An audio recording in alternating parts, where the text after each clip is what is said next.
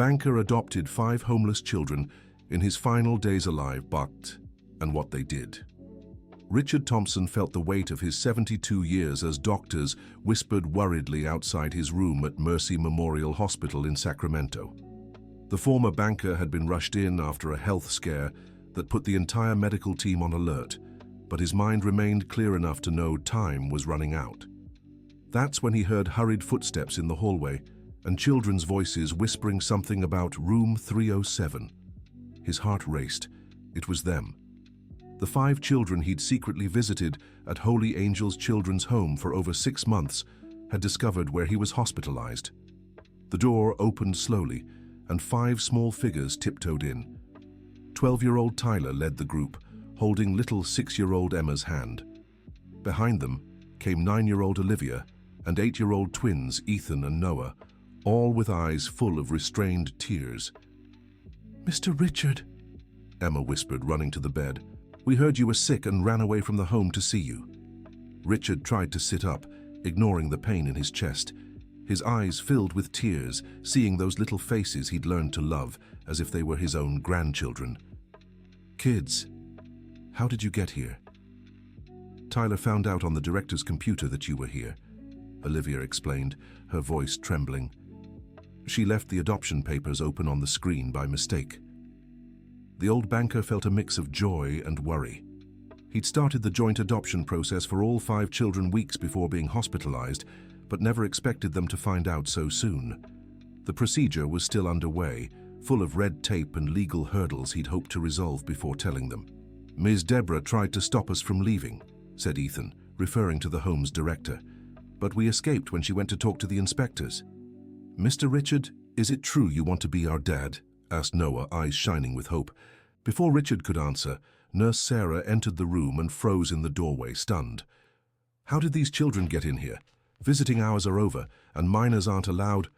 "Please," Richard interrupted, reaching out to the nurse. They're my family." Sarah looked at the man she'd known for 3 weeks since his admission. She'd only ever seen him alone, receiving occasional visits from a grumpy niece. He'd never mentioned having children or grandchildren. "Mr. Thompson, your records show no children?"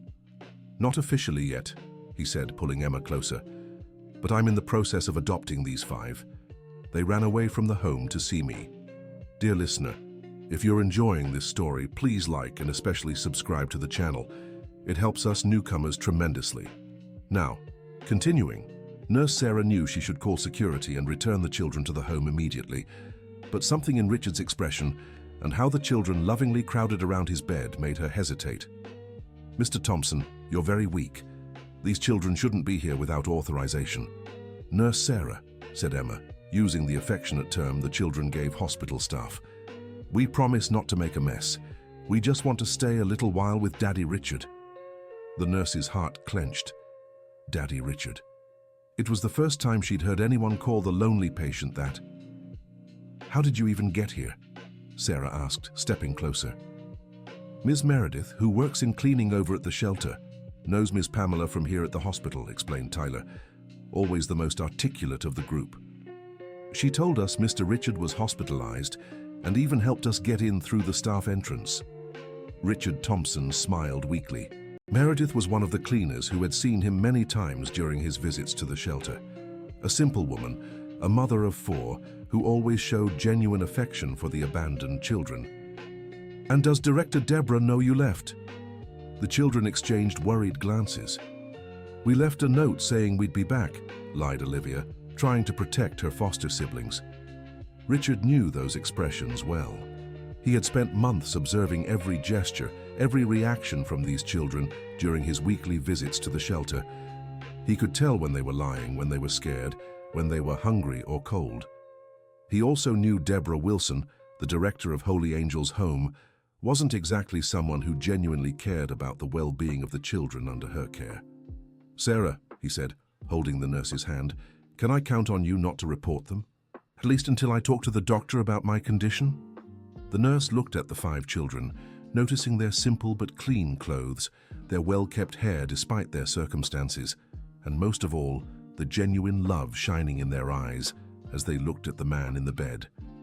I'll turn a blind eye for now, she said. But if any doctor asks, I know nothing. The children smiled and rushed to hug her. Thank you, Nurse Sarah, said Emma. After the nurse left, Richard pulled the children closer. Tell me how you found out about the adoption. Tyler sighed. It was kind of by accident, Mr. Richard. Director Deborah had been really nervous for days, talking on the phone about papers and lawyers. Then yesterday she left her computer on when she went to talk to some men in suits. I saw your name on the screen, Olivia continued. It said, joint adoption process, with our names underneath. We were so emotional, said Ethan. No one ever wanted to adopt all of us together before. Is it really true, Daddy Richard? Asked Noah. Do you really want to be our dad? Richard felt his chest tighten.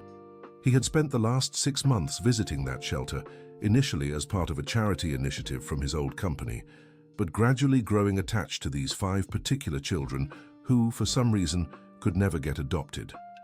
Tyler, the oldest, was too smart for his age, scaring off potential adoptive parents. Olivia had a slight limp from an accident as a baby. The twins, Ethan and Noah, were inseparable, and no one wanted to take both. And Emma, the youngest, suffered from constant nightmares due to the trauma of being abandoned in a square when she was only 3. It's true, he said, stroking Emma's hair. You're the most special kids I've ever known. I really want to be your dad. Tears streamed down the children's faces. It was the first time in their lives someone wanted them exactly as they were, all together, without trying to separate them or change them. But Mr. Richard, said Tyler, always practical, you're sick. How are you going to take care of us? Richard smiled. That 12-year-old boy had carried the weight of caring for his 4 foster siblings since arriving at the shelter 3 years earlier. He was too mature for his age, yet still held the innocence of a child who dreamed of a family. Tyler, my boy, I'll get better. The doctors say I need rest and care, but it's nothing that can't be treated. And besides, who said I'd be doing it alone? You're going to help me too. What do you mean, Daddy Richard? You're going to help me become a better father every day. You'll teach me how to do the things a father needs to do. I've never had children before, so we'll learn together. Olivia limped over and took his hand. We'll take care of you too. I know how to cook a little. Tyler is really smart and Emma always cheers everyone up. And we know how to clean and organize things, the twins chimed in. Richard Thompson felt a peace he hadn't known in decades. He had lost his only son, Matthew, in a car accident 20 years earlier. Since then, he'd built a fortress around his heart, dedicating himself solely to business and amassing a considerable fortune, but living in complete emotional isolation. The discovery of the children's home had changed everything. At first, it was just a social obligation. His banking firm needed community outreach projects to improve its public image. But when he saw those 5 children for the first time, something stirred in his chest. Maybe it was the way Tyler protected the younger ones, or how Olivia softly sang to Emma when she had nightmares, or how the twins always split everything exactly in half. Daddy Richard, Emma said, climbing carefully onto the bed. So you'll get better soon, right? I will, my angel, especially now that you're all here. Suddenly the door burst open, and an elegant woman in her 40s stormed in like a hurricane, followed by Nurse Sarah, who was trying to explain something. Uncle Richard, what is the meaning of this? The woman shouted, eyeing the children with obvious disgust. Who are these people in your room? The children instinctively shrank back. Richard recognized the aggressive tone and contemptuous look immediately. It was his niece Karen, the daughter of his late brother, the only relative he had left, who only visited him in the hospital when she needed something. Karen, lower your voice, he said, pulling Emma closer. These are my children. Your children? She let out a bitter laugh. Uncle, are you delirious? These are kids from the children's home. How did they even get in here? They're my adoptive daughters, Richard said, struggling to stay calm. I'm in the process of legally adopting them. Karen turned pale. Adoption? Are you out of your mind? You can't adopt anyone. You're old, sick, and these kids just want your money. Karen, no, Uncle. I won't allow this. She pulled out her phone. I'm calling the home right now and sending these these opportunists back where they belong. Tyler stood up from his chair, stepping in front of the younger children. "You can't talk about us like that," he said, his voice steady despite his youth. "We don't want Mr. Richards' money, we just want a family." Karen looked at him with disdain. "Oh, really? Since when do kids from a home get to choose their family? You should be grateful for a roof over your heads and food, not chasing after sick old men." Tears streamed down Emma's face as she buried herself in Richard's chest. "Karen, enough." He tried to sit up, but the pain in his chest stopped him. "You have no right to speak to them like that." "I do. I'm your only blood family. And I won't let these brats take advantage of you." Nurse Sarah, who had stayed by the door during the whole argument, finally stepped in. "Ma'am, please keep your voice down. This is a hospital, and Mr. Thompson needs peace." "And who are you to give me orders?" Karen snapped. "I demand these children be removed immediately. They have no right to be here." Richard Thompson saw the fear in his children's eyes and felt a strength he didn't know he still had. "Sarah, call the head doctor. I want to speak with him now." "Uncle, you're not thinking straight." Karen stepped closer to the bed. "This adoption idea is insane. You're 72 years old, you're sick, and you want to take care of 5 kids. It's impossible." "Why is it impossible?" Richard asked. "Because I have enough money to give them a good life. Because I have a house big enough. Because I've finally found a reason to live." "A reason to live?" Karen laughed again. "Uncle, you're being manipulated. These kids found out you're rich and came here to emotionally blackmail you." Tyler stepped forward, fists clenched. "We didn't know Mr. Richard had money. We just knew he was the only person who visited us and gave us real love." "Liar!" Karen pointed at the boy. "You knew exactly who he was. You probably looked him up online." "Karen," Richard managed to sit up, leaning on the pillows, "you're being cruel to innocent children." "Innocent?" She opened her purse and pulled out some papers.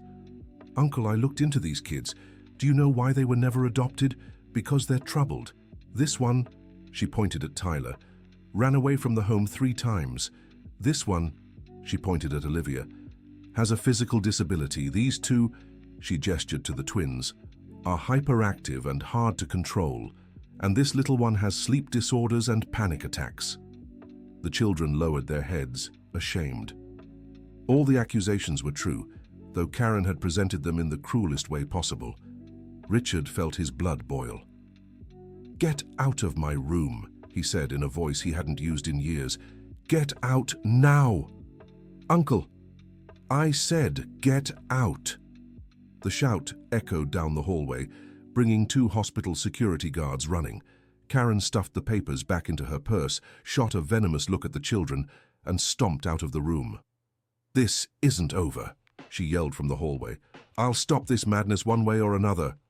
When silence returned to the room, Richard realized his hands were shaking. Confronting his niece had drained what little energy he had left, but looking at the children still gave him the strength to keep fighting. "Daddy Richard," Emma said in a small voice. "She told the truth. We really are troubled." "No," he pulled the girl into a hug. "You're not troubled. You're children who've been through hard times and developed ways to protect yourselves. That's normal and understandable." "But it's true that I ran away 3 times, Tyler admitted. "And why did you run?" Because it was so sad there. And I wanted to find my mum." Richard nodded. "And you, Olivia, does your leg bother you?" "Sometimes it hurts," she confessed, "but I can do everything the other kids do, just a little slower." "Ethan and Noah, are you really hyper?" The twins exchanged glances. "We get nervous when we're not together," Ethan said. "And when we get nervous, we can't sit still," Noah added. "And Emma, do you have nightmares?" The girl nodded, embarrassed. "I dream about the square where my mom left me. I wake up crying almost every night." Richard hugged each of the children. "You know what I think? I think you're exactly the kids I've been looking for. Tyler, your intelligence and determination will help me solve a lot of problems. Olivia, your sensitivity and inner strength will teach me patience. Ethan and Noah, your bond will show me the value of family. And Emma, your sweetness will brighten my days." "Even with all our problems?" Tyler asked. especially because of them. Because problems get solved when love is involved. At that moment, Dr. Henry Wilson, the physician in charge of Richard Thompson, entered the room accompanied by Nurse Sarah. "Mr. Thompson, I heard there was some commotion here, and I see we have special visitors," the doctor said, smiling at the children. "Doctor," Richard replied, "these are the children I intend to adopt. They ran away from the shelter to visit me." Dr. Wilson approached the bed, quickly checking the patient's vitals. "Interesting. Your blood pressure has improved since they arrived," he observed. "And how do you feel, kids?" "We're happy," said Emma, "but also worried about Daddy Richard." "Daddy Richard?" The doctor smiled. "Is that what you call him?" "Yes," Olivia answered. "He's the kindest person in the world. He always visited us at the shelter and brought gifts and love." "How long has this been going on?" "About 6 months," Tyler replied. "He started going there with other adults, but then he began visiting alone." Dr. Wilson grew thoughtful. "Mr. Thompson, may I speak with you privately?" "Doctor, whatever you have to say can be said in front of them. They're my family now." The doctor took a deep breath. "Very well. Your heart condition is stable, but it requires constant care. Strict medication, regular checkups, no stress. How do you plan to care for 5 children under these circumstances?" "With lots of love and all the help we need," Richard answered. "I have the means to hire nurses, housekeepers, whatever's necessary." "Daddy Richard," Tyler interrupted, "we can help too. We already took care of each other at the shelter." Dr. Wilson looked at the 5 children gathered around the bed, all with genuine concern for the man they wanted as their father. "Do you know he's sick?" "We know," Olivia said. "But sickness isn't a reason to abandon someone you love." "And you truly love him?" the doctor asked. "Very much," they all answered in unison. "Doctor," Richard said, "I've never felt as good as I have since these children came into my life. They give me strength to fight, a reason to take care of myself and hope." Dr. Wilson nodded slowly. "I'll be frank with you. Adoption is a complex process, especially in cases like this. There will be questions about your physical ability to care for the children, Mr. Thompson, psychological evaluations, detailed medical reports, supervised visits will be necessary." "I'm prepared for all of that," Richard said.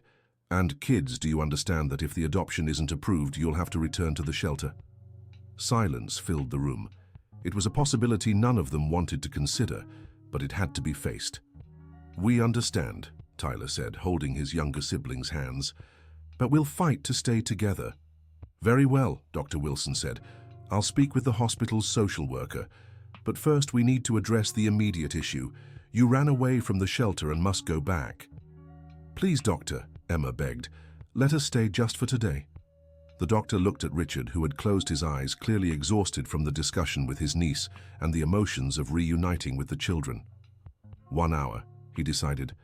After that, I'll have to call the shelter.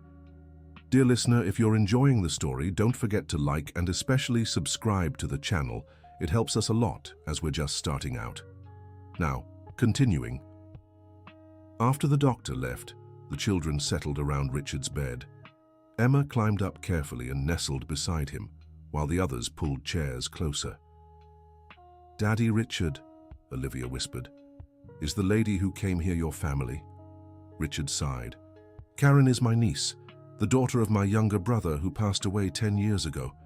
He's the only blood family I have left. She seems really angry," said Ethan. "And she doesn't like us," added Noah. "Karen is scared," explained Richard Thompson. "She always thought she'd be my heir, that she'd get everything I built in my life. The idea of sharing that with you frightens her." "We don't want your money, Daddy Richard," said Tyler. "We just want a family."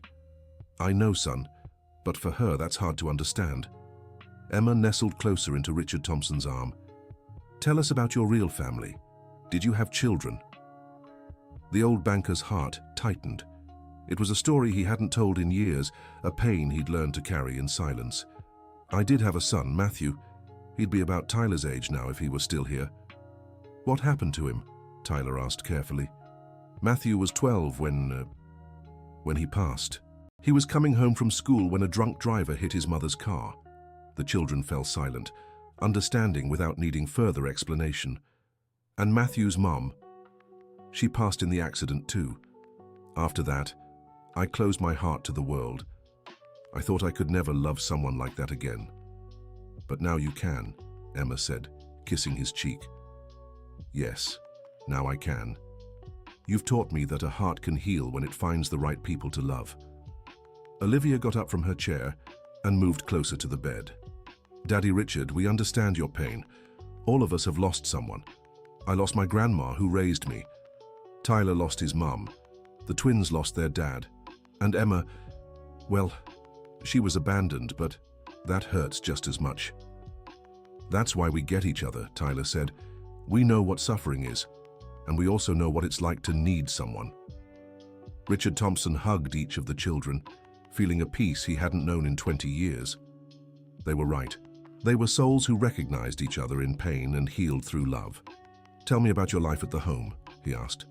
The children exchanged glances, clearly uncomfortable with the topic. It wasn't great, Tyler admitted. Director Deborah isn't mean, but she doesn't really care about us. She's more worried about inspector visits than about us. What do you mean?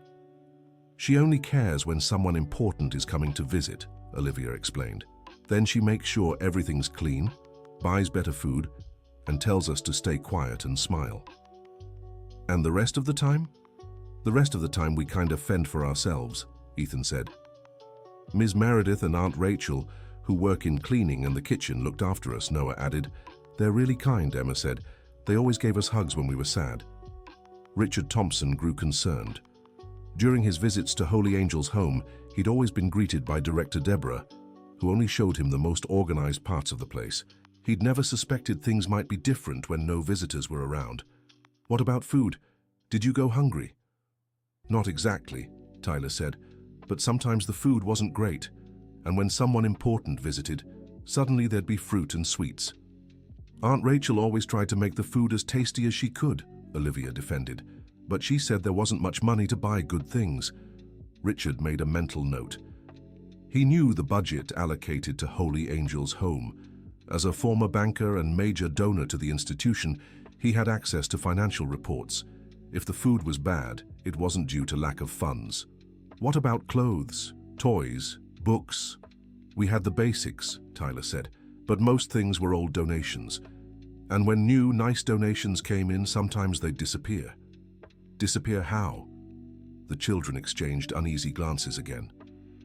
Daddy Richard, Olivia whispered. We don't want to speak badly of anyone. You're not speaking ill, you're telling me the truth, and I need to know so I can protect you. Tyler took a deep breath. Sometimes new toys would arrive, nice clothes, pretty shoes. Director Deborah would say she was saving them for special occasions, but we never saw those things again. And sometimes we saw her leaving with big bags in her car, whispered Ethan, especially when donations came from big companies, added Noah. Richard Thompson felt anger rising in his chest, but tried not to show it to avoid scaring the children. Deborah Wilson was diverting donations meant for orphans. It was a crime he couldn't let slide. Did you tell anyone about this? Who would we tell? Asked Emma. No one would believe us. Whenever someone important visited the home, the director said we were liars and troublemakers. She really said that? She did, confirmed Tyler. She said we were difficult children, that we made up stories for attention. That's why no one ever wanted to adopt us. Richard Thompson's heart broke. These 5 wonderful children had been sabotaged by the very person who should have protected them. Is that why you were never adopted? I think so, said Olivia. Every time a family showed interest, the director talked about our problems. What problems? That I'm rebellious, said Tyler.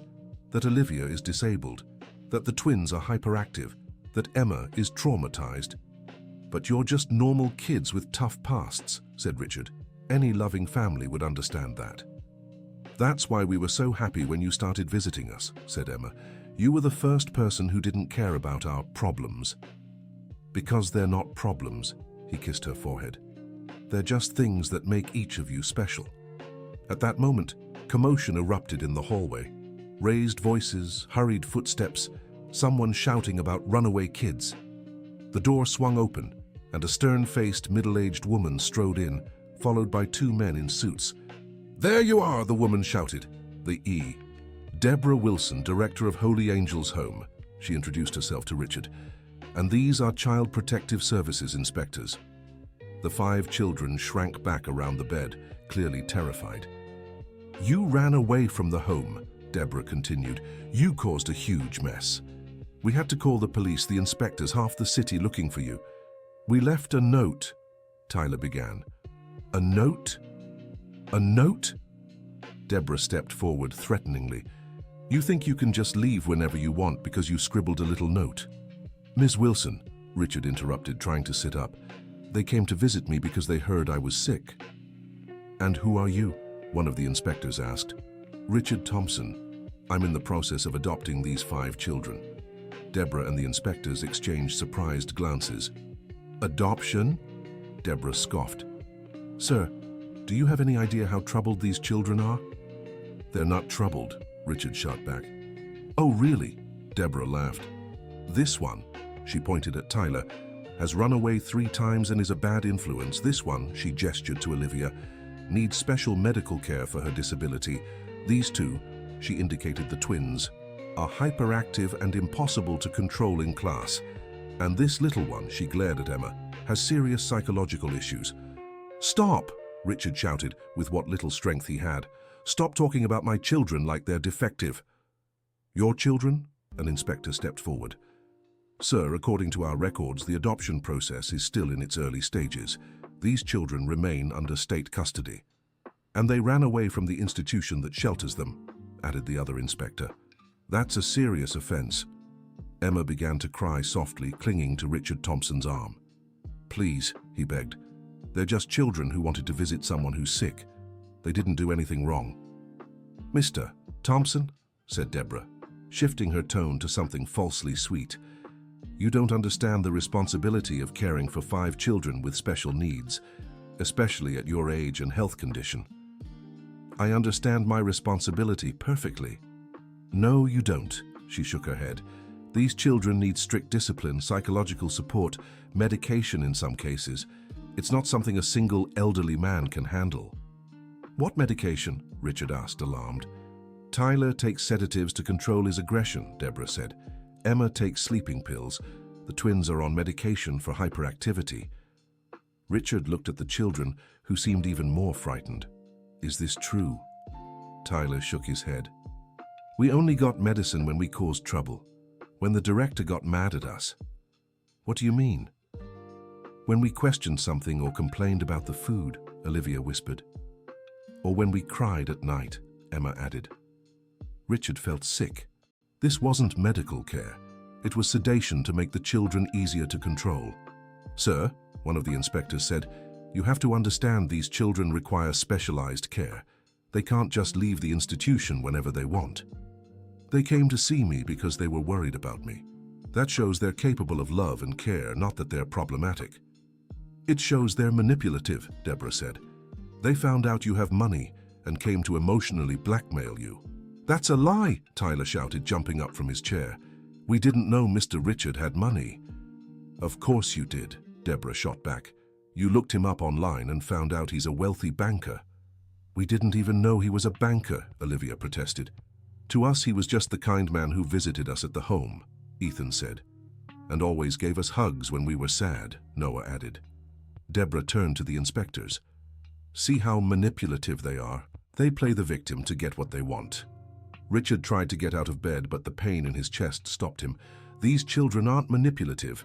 They're just orphans who want a family." "Mr. Thompson," the first inspector said, "we'll have to take the children back to the home now.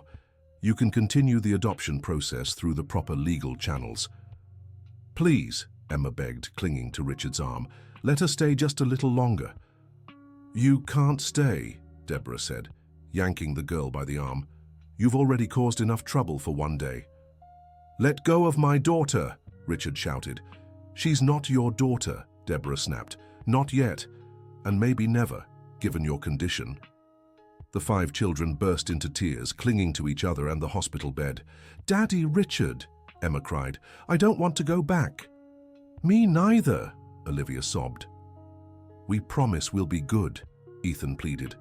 We really promise, Noah added through tears. Tyler, though crying himself, tried to shield his younger siblings. Please, he said to the inspectors, let us stay just for today. Daddy Richard is sick and needs us. Enough manipulation, Deborah said. We're leaving now. Richard's chest tightened in a way that had nothing to do with his heart condition. Watching his children being dragged away against their will was torture worse than any physical pain. I promise I'll fight for you, he said, trying to hold Emma's hands before Deborah pulled her away. I promise I won't give up. We promise too, shouted Tyler as he was led out of the room. We'll wait for you. Don't give up on us, pleaded Olivia. We love you, cried the twins. I love you too. Richard Thompson tried to shout back, but his voice came out weak and hoarse. When the door closed and silence returned to the room, Richard Thompson broke down in tears. For the second time in his life, he was losing his children. But this time he wouldn't let the pain defeat him. This time he would fight. Dear listener, if you're enjoying the story, take a moment to like and especially subscribe to the channel. It helps us a lot, as we're just starting out.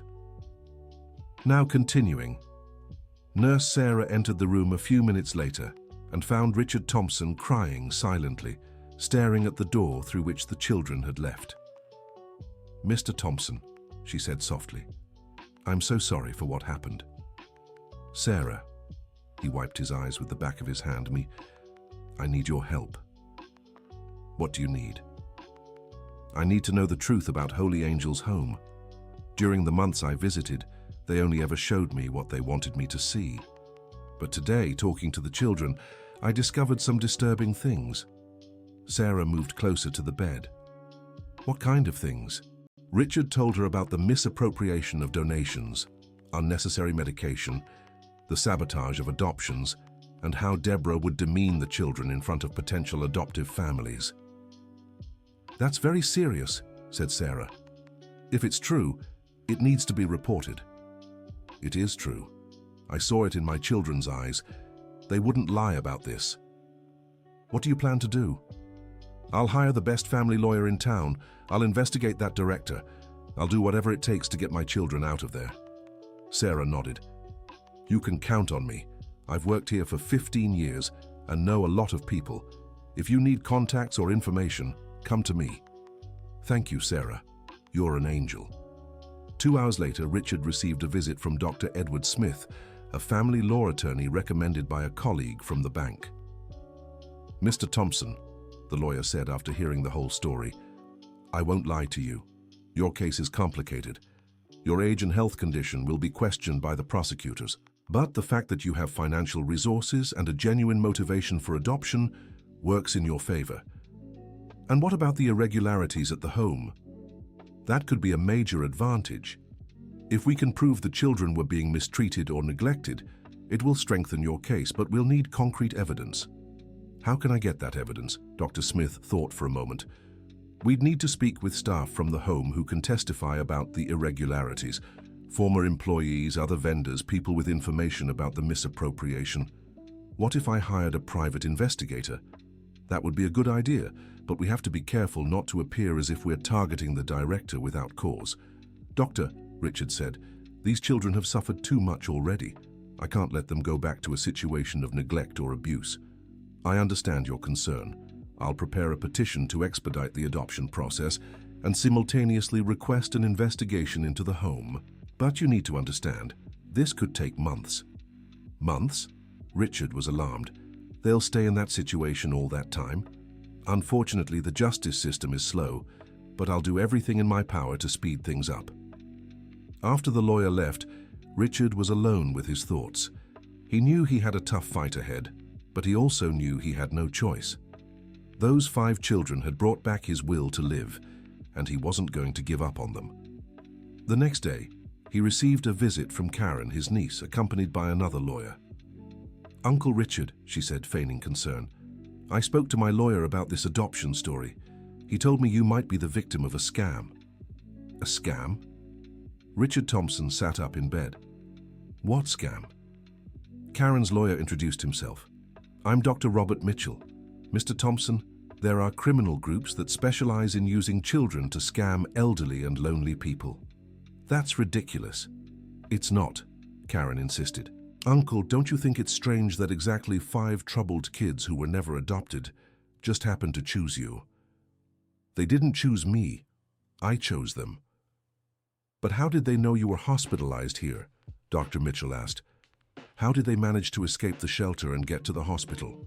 Richard fell silent. There were indeed some points he hadn't fully figured out. And don't you think it's odd, Karen continued, that they found out about the adoption process right when you got sick? Karen, where are you going with this? Uncle, I think someone is using these kids to get close to you, someone who knows about your assets and wants to take advantage. The children are 8, 9, 12 years old. How could they be involved in a scam? The kids might be innocent, Dr. Mitchell said, but someone could be manipulating them. Richard shook his head. You're trying to plant doubts in my mind, but I've known these children for months.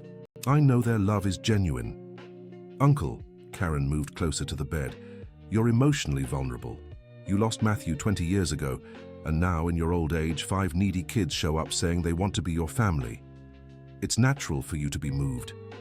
It's not just emotion, it's certainty. Certainty? Dr. Mitchell pulled some papers from his briefcase. Mr. Thompson, we looked into these children. Did you know the oldest boy, Tyler, has been involved in petty theft before?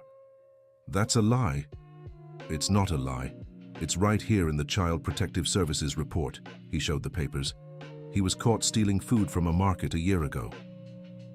Richard took the papers and read. It was true. Tyler had been caught taking a loaf of bread and a piece of fruit from a store. He was hungry, Richard said. A hungry child taking food isn't a criminal. And do you know why Olivia limps? Dr. Mitchell continued. Because she tried to run away from home and fell off a wall. Her family abandoned her after that. That doesn't make her a bad person. And the twins. They were abandoned because their parents couldn't handle their hyperactivity.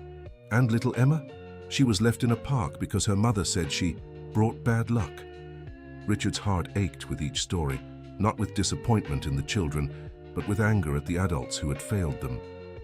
You're telling me sad stories about kids who've suffered abandonment and trauma, he said. That doesn't make me love them less, it makes me want to protect them more. Uncle, Karen sighed, don't you see you're being manipulated? The only manipulation I see here is yours, trying to convince me to abandon 5 children who need me. Dr. Mitchell put the papers away. Mr. Thompson, as your lawyer, I must warn you. If you go through with this adoption and something goes wrong, you could lose not just your peace, but also your assets. My assets? What do you mean? These children, when they turn 18, will have inheritance rights.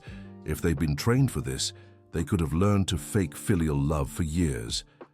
Richard looked at his niece with an expression she'd never seen before. Karen, now I understand. You're not worried about my well-being. You're worried about your inheritance. Uncle, you're afraid I'll leave my money to the children instead of leaving it to you. That's not it. That's exactly it. Richard Thompson struggled to get out of bed. For the first time in 20 years, I've found a reason to be happy, and you're trying to destroy it because you're afraid of losing money. Uncle Richard, you're not thinking straight. I'm thinking clearer than I have in years. He walked to the window. And you know what I realized? I realized you never visited me out of love. You always came here hoping I'd die soon so you could inherit everything. That's not true. Oh, it is. For the last 10 years, you only showed up when you needed to borrow money, or when you were worried I might change my will. Karen turned red with anger. And you think those kids from the shelter are any different? They just want your money too. You know the difference. Richard turned to face her. They gave me love before they even knew I had money. You never gave me love, even though you knew I did. Dr. Mitchell tried to intervene. Mr. Thompson, let's all stay calm. Calm? Richard laughed bitterly. You barged into my room to convince me to abandon 5 innocent children, and now you want me to stay calm. Uncle, Karen played her final card. If you go through with this, I'll have to take legal action to protect you. What action? I'll request a psychiatric evaluation. I'll prove you're not mentally fit to make major decisions. Richard looked at his niece with a mix of sadness and disgust. Do whatever you want, Karen. But know this. From today on, you're no longer welcome in my life. I'd rather have 5 orphaned children who truly love me than a greedy niece who only cares about my money. Uncle! Get out of my room! Karen and the lawyer stormed out, slamming the door. Richard sat back on the bed, exhausted from the argument, but more determined than ever. That afternoon, Dr. Edward Smith returned with news. Mr. Thompson, I hired a private investigator, and we already have some interesting information about Holy Angel's home. What kind of information? First, we confirmed the misappropriation of donations. We have testimony from 3 suppliers who delivered goods to the shelter and later saw them being sold at local thrift stores. And the unnecessary medication? We made contact with a former shelter employee, nurse's aide Rachel Peterson. She was fired last month after questioning the children's medication. Will she testify? We've already spoken to her. Rachel confirmed the children were medicated not out of medical necessity, but to make them easier to control. And she has copies of the falsified prescriptions. Richard felt a mix of relief and anger. Relief at having proof, anger at what his children had endured. There's more, the lawyer continued. The janitor, Meredith, who helped the children get here, also wants to speak. She witnessed multiple violations. Good. With this evidence, can we speed up getting the kids out of the shelter? Absolutely. I'll file for a temporary order to transfer all 5 children to a foster family while the adoption process is pending. Foster family? Why not directly to me? Mr. Thompson, you're still hospitalized. The judge won't place children under the care of someone who can't physically look after them right now. Richard was disappointed but understood. What if I leave the hospital? Have your doctors cleared you? Not yet, but I can talk to them. Dr. Smith considered it. If you get medical clearance and can prove you're capable of caring for the children, I can try filing for temporary custody directly to you. But you'd need to hire nurses, nannies, caregivers. I'll hire whoever is necessary. The important thing is getting those children out of there. 2 days later, Richard Thompson managed to convince Dr. Sanders to discharge him with restrictions. He could go home, but would require home medical care and regular hospital visits. The day after his discharge, he went straight to the courthouse with Dr. Edward Smith to file the petition for temporary custody. Dr. Smith, said Judge Robert Fields after reviewing the documents, this is quite an unusual case. A 72-year-old man wanting to adopt 5 children at once. Your Honor, my client has the financial, emotional, and physical capacity to care for these children, and we have evidence that they are being neglected at their current home. The judge examined the photos, reports, and testimonies Dr. Smith had gathered. These allegations against Holy Angel's home are serious. Has an investigation been opened? Yes, Your Honor. The District Attorney's Office is already investigating the director, Deborah Wilson. And the children? Do they truly wish to be adopted by the petitioner? Yes, sir. There is a genuine emotional bond that has been established for months. Judge Fields grew thoughtful. I'll authorize a hearing with the children to hear directly from them. Schedule it for next Friday. Richard Thompson felt his heart race. Finally, he would see his children again. On Friday at the courthouse, Richard waited anxiously in the hearing room when the 5 children entered, accompanied by a social worker.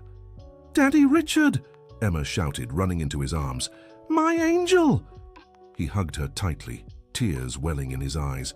The other children also rushed to embrace him, under the judge's watchful gaze. "Children," Judge Fields said, "do you know why you're here?" "We do," Tyler answered. "You want to know if we really want to be adopted by Daddy Richard?" "And do you?" "We really do," they all chorused. "Emma," the judge addressed the youngest, "do you understand what adoption means?" "I do," she replied in her childlike voice. "It means Daddy Richard will be our father forever, and we'll be his children forever." "And why do you want him to be your father?" "Because he's the first person who likes us just the way we are," Olivia said. "What do you mean?" "At the home, they always said we were trouble," Tyler explained. "But Daddy Richard told us our problems are actually special things that make us who we are." "And did he visit you at the home?" "He did," the twins confirmed. He always brought gifts and played with us. Judge Fields turned to Richard Thompson. Mr. Thompson, are you certain you can care for 5 children at your age and with your health condition? Absolutely certain, Your Honor. I've hired a support team, a nurse, a nanny, a cook, and a driver. The children will have all the care they need. And financially? I have more than enough resources to provide them with the best education, food, healthcare, and leisure. The judge addressed the children again. Children, do you understand that Mr. Richard is elderly? He could get sick or may not always be with you. The 5 children exchanged glances, and Tyler answered, Your Honor, anyone can get sick or pass away someday, but while we're together, we'll love and take care of each other. That's what makes a family. Judge Fields was visibly moved by the response. And if I approve this adoption and you find out being a family is hard? We already know it's hard, Olivia said. But the good things in life are always hard. And we'd rather try to be a family with someone who loves us than stay without any family at all. The judge fell silent for a few seconds, clearly touched by the children's maturity. Very well, he finally said. I will grant temporary custody to Mr. Richard Thompson with a 6-month adjustment period. During this time, there will be regular visits from the social worker to monitor the development of the new family. The children erupted in joyful shouts, hugging Richard and crying with happiness. But, the judge continued, I want to make it clear that any sign of neglect or unsuitability will result in the immediate suspension of custody. Understood, Your Honor, Richard said. You won't regret this decision. As they left the courthouse, the children couldn't stop talking all at once, making plans for their new life. Daddy Richard, can we get a dog? Emma asked. Can we plant a garden in the backyard? Ethan said. Can I have a bookshelf just for my books? Tyler requested. Can we throw a birthday party for everyone? Olivia suggested. Can we invite Aunt Rachel and Ms. Meredith to visit our house? The twins asked. Richard laughed, delighted by their excitement. We can do all that and more, he said. Together, we'll build the family we've always dreamed of. On the way home, Richard stopped at a flower shop. Why are we stopping here, Daddy Richard? Emma asked. We're buying flowers to decorate our house. Today is a very special day, and it deserves to be celebrated. The children picked different kinds of flowers, each matching their personalities. Tyler chose sunflowers, Olivia picked white roses, the twins selected daisies, and Emma went for colorful tulips. When they arrived at Richard's house, a beautiful residence in an upscale Sacramento neighborhood, the children were amazed, not by the luxury of the home, but by the feeling of finally having a place to belong. Is this where we're going to live? Olivia asked. This is where we're going to live, Richard corrected. A house only becomes a home when there's love inside it. The first few days of adjustment were surprisingly smooth. The children naturally fell into their roles. Tyler took on the responsibility of being the oldest brother, helping the younger ones with homework. Olivia showed a talent for cooking, assisting the housekeeper in preparing meals everyone enjoyed. The twins took charge of keeping the house tidy and clean. Emma brought joy and lightness to every moment with her affectionate and spontaneous personality. Richard, in turn, was discovering himself as a father. He learned to braid Emma's hair, help the twins with their math homework, discuss books with Tyler, and encourage Olivia's dreams of becoming a chef. 2 weeks after moving in, they received their first visit from the social worker, Dr. Marina Coleman. How are you all feeling, kids? She asked, observing the family's interactions. We're really happy, Tyler answered. We've never had such a beautiful home or such a loving family. And you, Emma, how are you sleeping? I sleep great, the girl smiled. I don't have nightmares anymore because I know Daddy Richard is right next door if I need him. Olivia, has your leg been bothering you? It hurts sometimes, but now I go to physical therapy 3 times a week, and it's getting much better. And you, Ethan and Noah, are you able to focus in school? Yes, Ethan replied. Daddy Richard helps us with homework every day. And our new teacher is really patient, Noah added. She doesn't yell when we get restless. Dr. Marina turned to Richard. And you? How are you handling fatherhood? It's been the most rewarding experience of my life, he answered sincerely. These kids have given me an energy I haven't felt in years. Is your health stable? Better than ever. Having a reason to live makes all the difference. The social worker spent 3 hours in the home, observing the family dynamics, speaking individually with each child, and assessing the living conditions being provided. "Mr. Thompson," she said before leaving, "I want to congratulate you. Rarely do I see such a successful adjustment. The children are visibly happy and healthy." "Thank you, doctor. They deserve all the happiness in the world." However, not everything would be easy. A week later, Richard Thompson received a court summons. Karen had filed a lawsuit questioning his mental capacity for the adoption. "Dr. Smith," he said over the phone, "did my niece really do this?" "Unfortunately, yes. She claims you're suffering from senile dementia and that the children are taking advantage of it." "That's absurd." "I know, but we'll have to prove it in court. The judge has ordered a full psychiatric evaluation." Richard grew worried, not because he doubted his own mental state, but because of what this legal battle might do to the children. That night, he gathered all 5 children in the living room.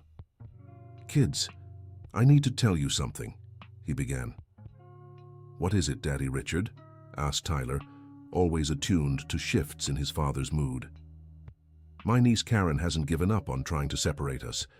She's filed a lawsuit claiming I'm not mentally fit to be your father." The children fell silent for a moment, processing the news. "But that's not true," Olivia said. "You're the wisest person we know." "I know, sweetheart, and we'll prove it.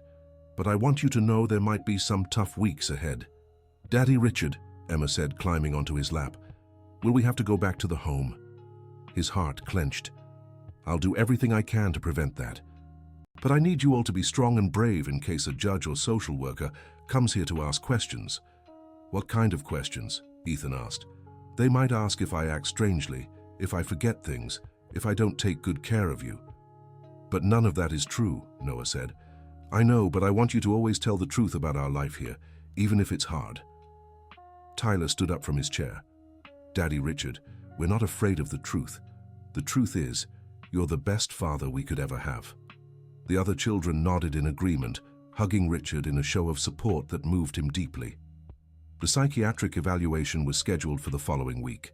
Dr. Amanda Ray, a forensic psychiatrist, spent 3 hours testing Richard's memory, reasoning, judgment, and emotional stability. "Mr. Thompson," she said at the end of the tests, "your mental capacity is completely normal for your age. In fact, it's above average." "Thank you, doctor. And I can say more. I rarely see someone so emotionally balanced and motivated. Fatherhood has clearly been very good for you." Dr. Smith celebrated when he received the report.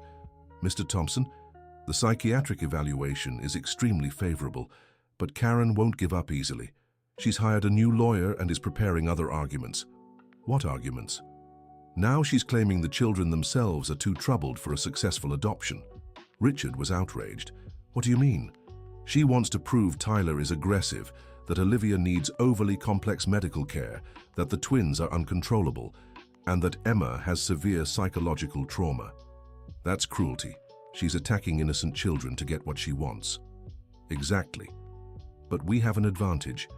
The investigation into Holy Angel's home has borne fruit. Deborah Wilson has been removed from her position and is being prosecuted for embezzlement and mistreatment. That's excellent news. And Rachel, the former employee of the children's home, managed to get documents proving the kids were being medicated unnecessarily. That will help our case a lot."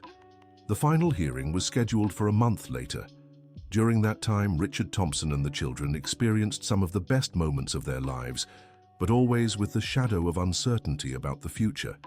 Tyler had excelled in his new school, proving to be a brilliant student when given proper attention and encouragement. Olivia discovered her passion for cooking and was already talking about taking a professional course when she turned 16. The twins joined the school soccer team and were channeling their energy in a positive way.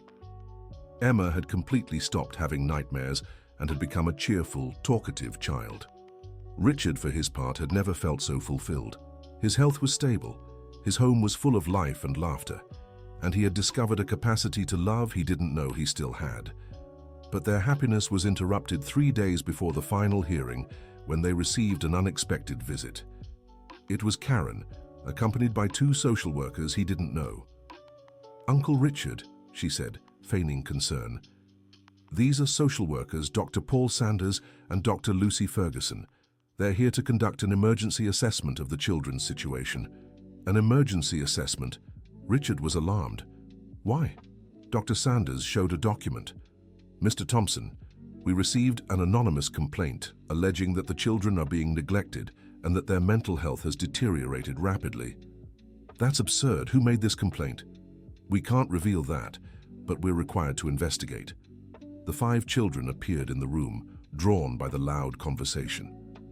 "What's going on, Daddy Richard?" Tyler asked. "Tyler." Karen stepped forward before he could answer. "Kids, these people are here to check if you're being well taken care of here." Emma hid behind Richard, clearly frightened. The other children moved closer to him in an instinctive show of protection. "Kids," said Dr. Ferguson, "there's no need to be afraid. We just want to talk with you." "About what?" Olivia asked. "About how you feel living here. If you're happy, if you're being properly cared for." "We're really happy," Tyler replied. "This is the best place we've ever lived." "And Mr. Richard?" Dr. Sanders asked. "How has he been behaving?" The children exchanged glances, clearly confused by the question. "He acts like a dad," Ethan said. "What do you mean?" Dr. Sanders pressed. "He takes care of us, plays with us, helps with homework, takes us to the doctor when we need it," Noah explained. "And he never gets confused, never forgets things?" Dr. Ferguson asked. "No," Olivia said. "Daddy Richard remembers everything, even our birthdays that haven't even happened yet." Karen intervened. "Kids, don't you think it's too much work for a man of Uncle Richard's age to take care of 5 children?" "We help him too," Emma said, stepping out from behind Richard. "When he gets tired, we give him foot massages." "And we don't cause trouble," Tyler added. "We take care of most things ourselves." Dr. Sanders took some notes. "Mr. Thompson, may we see the children's rooms?" "Of course." Richard led the visitors through the house, showing the personalized bedrooms each child had decorated with their own style, the study area, the play space, the kitchen always stocked with healthy food. "Impressive," Dr. Ferguson murmured. "We rarely see children so well accommodated." Karen looked visibly irritated by the positive remark. "But isn't it excessive?" she argued. "So much luxury might not be good for kids who came from a children's home. Why wouldn't it be good?" asked Dr. Sanders. "It could create unrealistic expectations about life." Richard Thompson couldn't stay silent. "Karen, these children deserve every good thing I can give them. They've spent years deprived of affection and comfort." "Uncle, I just think you might be overcompensating." "Overcompensating for what?" "The love they never had, the care they were denied. There's no such thing as overcompensating when it comes to giving love to a child." Dr. Ferguson nodded in agreement. "You're right. Children who've suffered neglect need an environment of extra care to heal emotionally." After 2 hours of evaluation, the social workers prepared to leave. "Mr. Thompson," said Dr. Sanders, "our preliminary assessment is very positive. We'll recommend continuing the temporary custody." Karen was furious. "But didn't you see the signs of dementia? The way he's obsessively clinging to these children?" "Ma'am, Doctor," Ferguson replied firmly, "what we saw was a lucid, affectionate man, completely devoted to the well-being of 5 children who clearly love and respect him. If that's obsession, then we need more obsessions like that in the world." After the visitors left, the children gathered around Richard. "Daddy Richard," said Tyler, "why does your niece want to separate us?" Richard sighed. It was time to be completely honest with them. "Kids, sit here with me." He settled on the couch and they spread around him. "I'm going to tell you the whole truth." "What truth?" asked Emma. "Karen doesn't want me to adopt you because she's afraid of losing her inheritance." "Inheritance?" asked Olivia. "When someone passes away, they leave their belongings to someone. That's called an inheritance. Karen always thought she'd be my heir, but now that you're my children, the inheritance will be divided among you." The children fell silent, processing the information. "Daddy Richard," Tyler finally said, "we don't want your money." "I know, son. We just want a family," Olivia added. And you have a family. You are my family. But what if she succeeds in separating us? Ethan asked fearfully. She won't, Richard said firmly. We have the truth on our side. We have proof that you're well cared for and happy. And we have love. That's stronger than any cruelty. Do you promise you won't give up on us? Emma asked. I promise. He kissed her forehead. 1,000 things might happen, but I'll never give up on you. Noah stepped closer and held his hand. We promise we'll never give up on you either. And if we have to go back to the home, we'll run away again to find you, Ethan declared. Richard hugged all 5 children, feeling renewed strength to face whatever battle lay ahead. That won't be necessary, he said, because in 3 days, at the final hearing, we'll show the judge we're a real family. At the final hearing, the courthouse was packed. Besides Richard, the 5 children and their lawyers present were Rachel Peterson, a former worker at the home, Meredith Sanderson, the cleaner who had helped the children, Dr. Amanda Ray, psychiatrist, Dr. Marina Coleman, social worker, and several others who had witnessed the children's transformation. Karen arrived with her lawyer, Dr. Robert Mitchell, and a psychiatric expert she'd hired, Dr. Marcus Stone. Judge Robert Fields opened the session. We're here to decide on the final adoption of the children, Tyler Adams, Olivia Peterson, Ethan and Noah Williams, and Emma Johnson by Mr. Richard Thompson. The petitioner, Karen Thompson Miller, contests this adoption, citing the respondent's alleged mental incapacity. Dr. Robert Mitchell stood up. Your Honor, my client contests this adoption based on 3 main points: the advanced age of the petitioner, his weakened health condition, and signs of mental deterioration that make him susceptible to manipulation. What evidence do you have to support these claims? We have the testimony of the petitioner herself, who lived with her uncle for years and noticed significant behavioral changes. We also have the evaluation of Dr. Marcus Stone, a psychiatrist specializing in geriatrics. Dr. Marcus Stone stood up.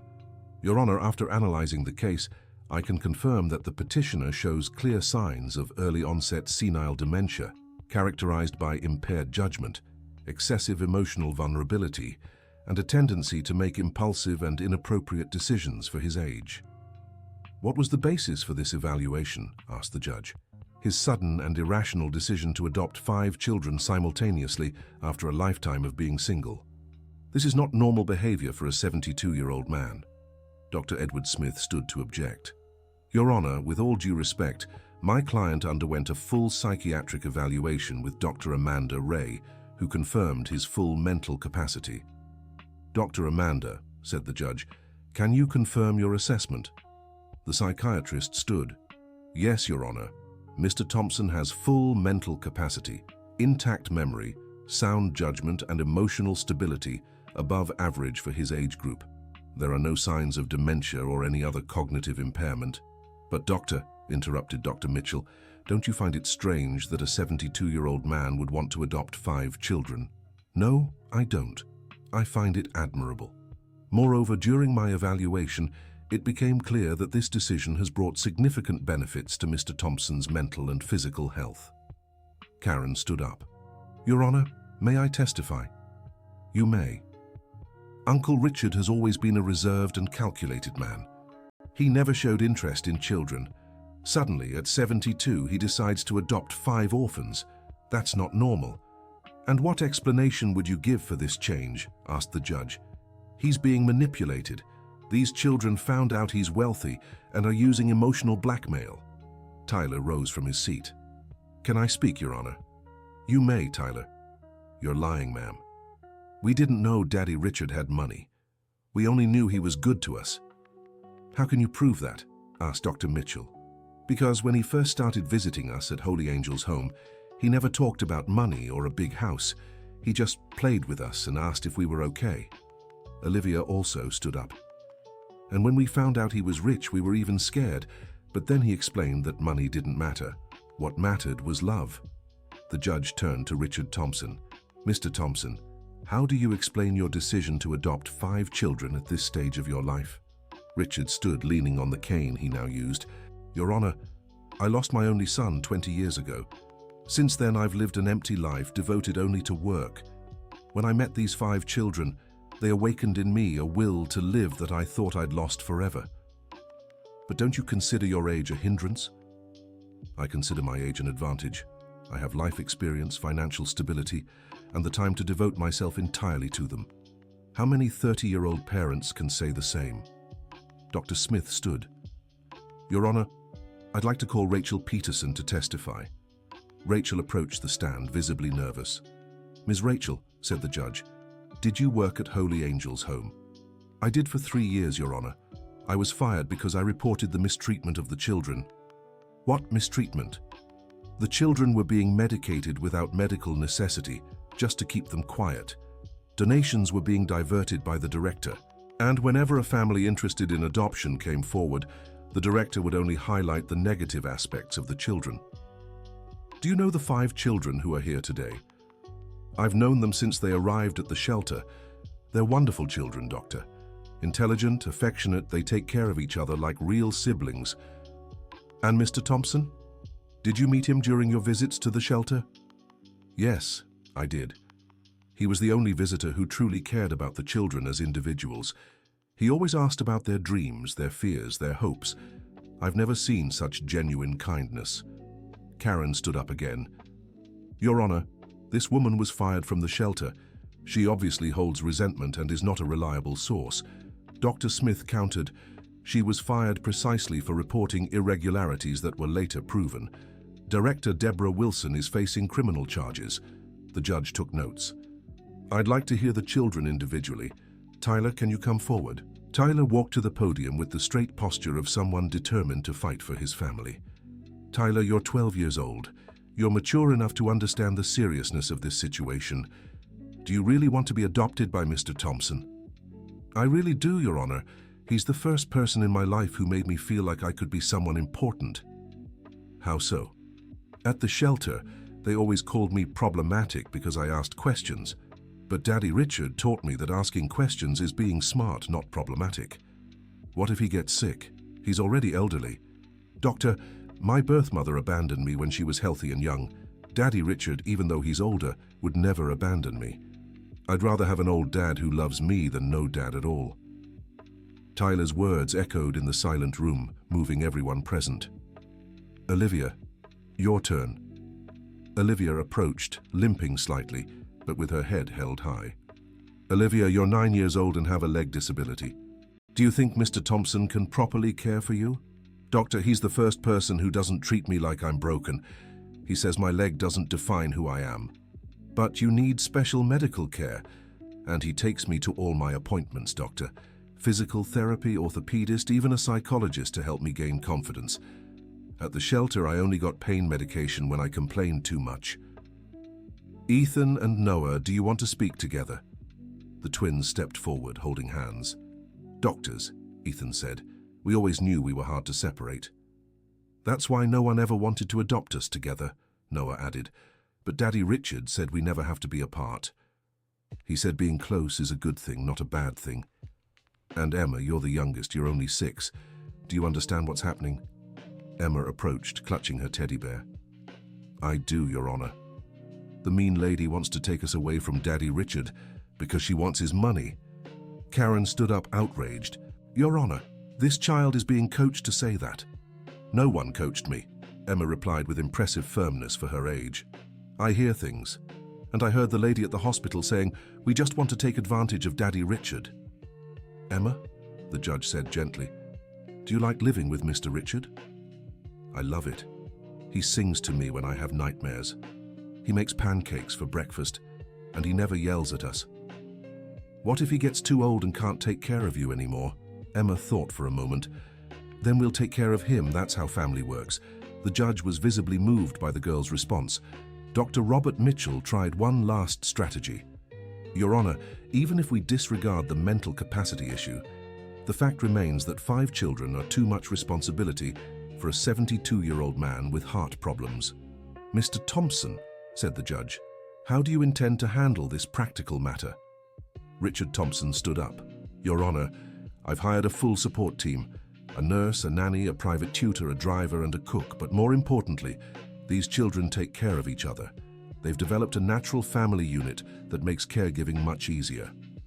And financially, I have the resources to provide not just basic needs, but the best education, healthcare, and opportunities money can buy. I've already set up college funds for each of them. Dr. Smith stood up.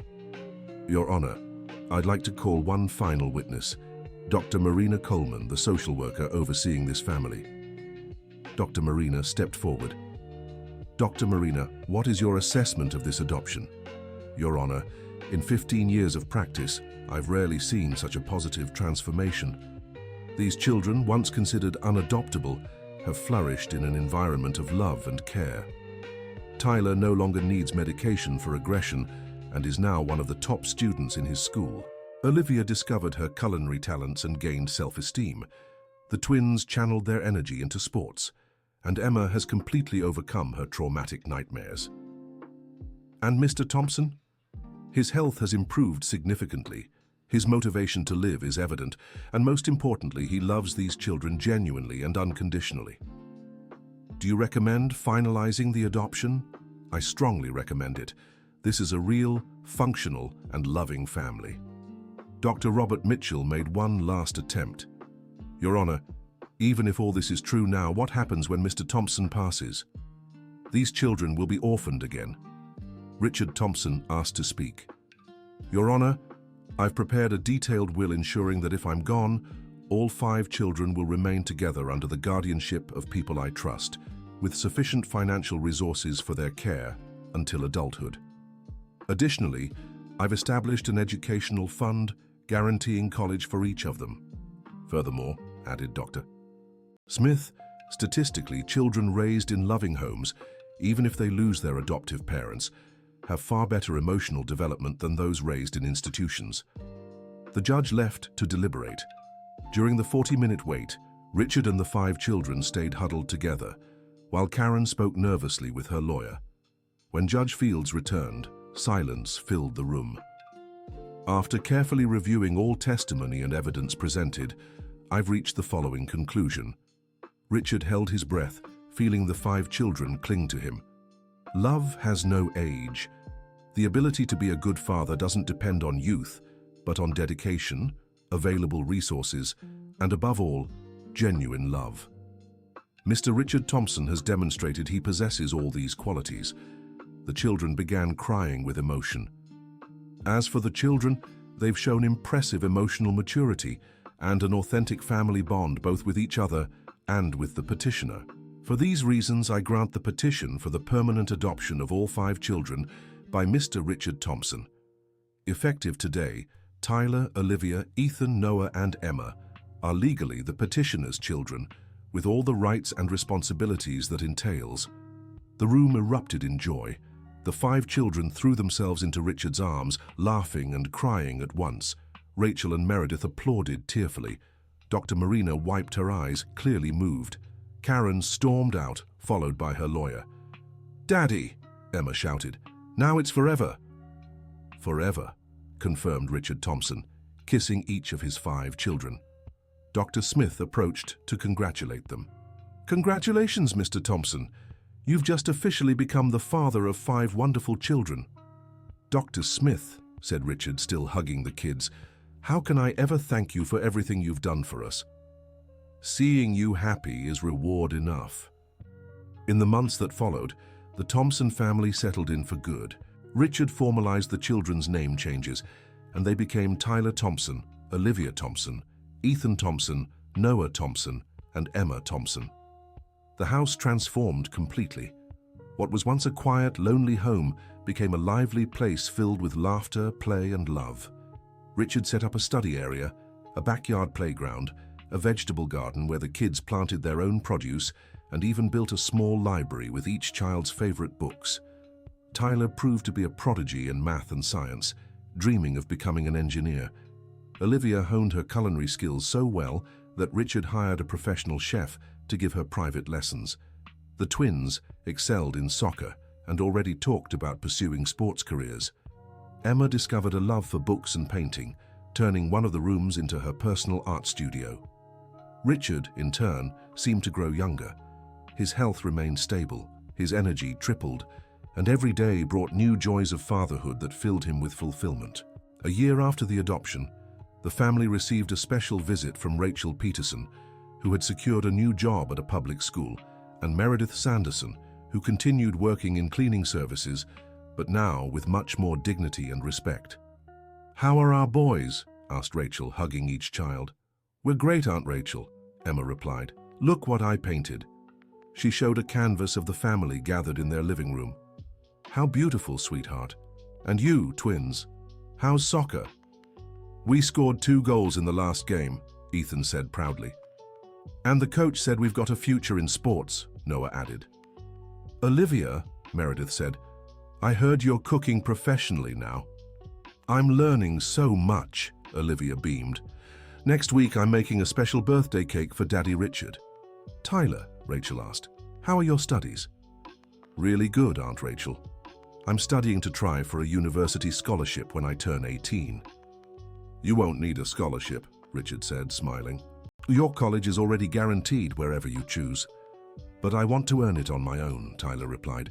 "You taught me that achievements mean more when you work for them." Richard looked at his son with endless pride. "This boy is going far," Rachel said. "You all are." Over lunch, Meredith shared updates about the old children's home.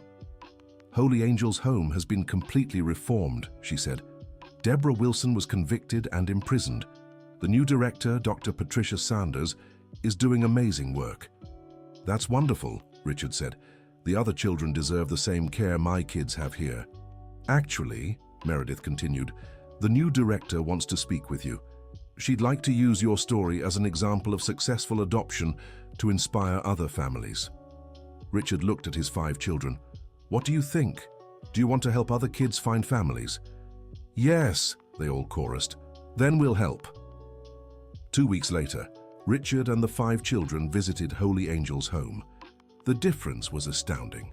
The facilities had been renovated, the children were well dressed and fed, and there was a sense of hope that hadn't existed before. "Mr. Thompson," said Dr. Patricia Sanders, the new director, "it's an honor to have you here. Your story has inspired many positive changes." "How so?" "After your adoption became known, 3 other families reached out to the shelter interested in adopting siblings together. We've been able to place 11 children in the last 6 months." Richard Thompson was moved. "That's wonderful. It's exactly what we hoped for." During the visit, the 5 children talked with the orphans, sharing their experiences and offering hope. "You'll see," Emma told a group of younger kids. "One day a family will come who loves you just the way you are." "How do you know?" asked a 5-year-old girl.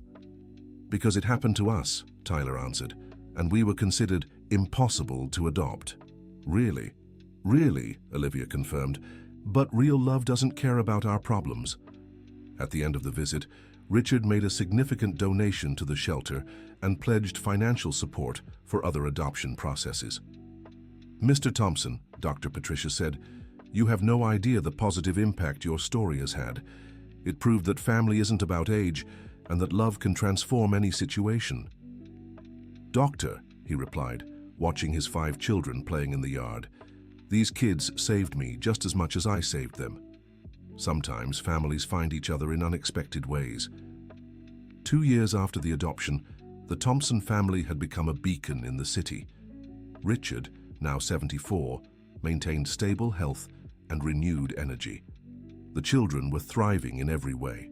Tyler, at 14, had been accepted into a special program for gifted youth and was already talking about studying aeronautical engineering. Olivia, 11, had started a small homemade candy business, selling to neighbors and classmates. The twins, Ethan and Noah, 10, had been selected for a professional soccer club's youth team. Emma, 8, had 2 of her drawings chosen for a children's art exhibit in town. Richard felt fulfilled like never before. He had found the purpose he'd searched for his whole life, being a father. And not just a father, but a father to 5 extraordinary children who taught him that love has no age, conditions, or limits. The transformation was so evident that even some of Richard's old acquaintances remarked on it. "Richard," said Dr. Frederick Rivers, his former cardiologist, during a routine checkup, "in 40 years of medicine, I've never seen a recovery as remarkable as yours." "Recovery from what, doctor?" "Recovery from life. When I met you 5 years ago, you were a bitter, lonely man with no prospects. Today, you have the energy of someone 20 years younger. It's the power of love, Doctor.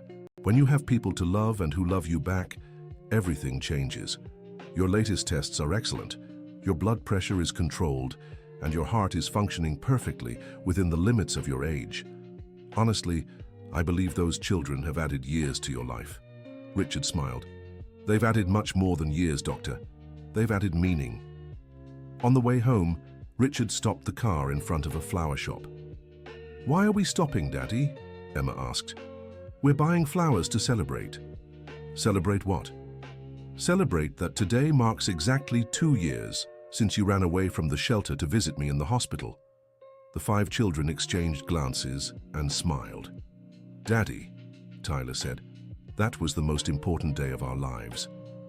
Mine too, my son. Mine too. They entered the flower shop, and each child chose a different type of flower, just as they had done 2 years before. But this time, it wasn't to decorate a hospital room. It was to decorate the home they had built together. When they got home, the children arranged the flowers in a large centerpiece and placed it in the middle of the dining table. Now it feels like a celebration, said Olivia. It is a celebration, confirmed Richard Thompson. The celebration of a family that found each other. During dinner, the children shared their future plans, their dreams, and their hopes. Richard listened to every word with full attention, savoring every moment of a conversation that 2 years earlier had seemed impossible. Daddy, said Emma as they were finishing dessert, are you happy? Happier than I ever imagined I could be, my angel. Even though you're old and have to take care of 5 rowdy kids, Richard laughed, especially because of that. You've given me the chance to be a father in the best phase of my life, when I have the time, the means, and the experience to cherish every second with you. We love you so much too, Daddy, said Olivia. So much, the twins agreed. More than anything in the world, Tyler added. Richard looked at his 5 children and felt his heart overflow with gratitude. He had spent 20 years of his life believing happiness had ended with Matthew and his wife. But he had discovered that life always holds surprises for those willing to love again. Sometimes families form in unexpected ways. Sometimes 5 orphaned children and a lonely old man find each other and realize they'd been searching for one another all along. Sometimes love arrives when we least expect it, but exactly when we need it most. And sometimes, as in the story of Richard Thompson and his 5 beloved children, a happy ending isn't really an ending, it's a new beginning. The end of the story. Tell us what you thought of this touching story about family, love, and resilience. Do you believe love can transform lives, no matter one's age? Share your thoughts in the comments, and don't forget to subscribe to the channel for more inspiring stories like this one.